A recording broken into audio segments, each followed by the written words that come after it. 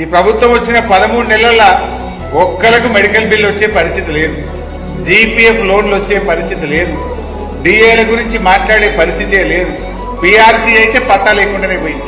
మీరు ఆలోచించండి, కేసీఆర్ గారు ఉన్నప్పుడు 2 విడతల్లో కలిపి 73% పీఆర్సీ ఇచ్చి చరిత్ర సృష్టించారు కేసీఆర్ గారు. 73% పీఆర్సీ వచ్చింది 2 విడతల్లో.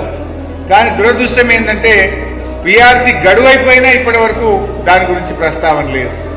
అరే పీఆర్సీ ఇవ్వకపోతే ఆ డిఏలన్నీ ఇవ్వే బాబు అంటే ఆ డిఏల గురించి కూడా మాట్లాడే పరిస్థితి లేదు. మరి డబ్బులు లేవా?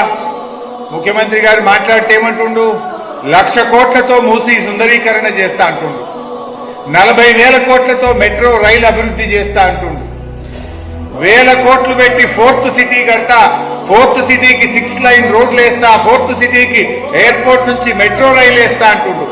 నీ 4th సిటీకి డబ్బులుంటాయి, మూసి సుందరీకరణకు డబ్బులుంటాయి, మెట్రో రైలుకు డబ్బులుంటాయి, మరి మా ఉద్యోగుల డిఏకి ఎందుకు డబ్బులుంటాయి?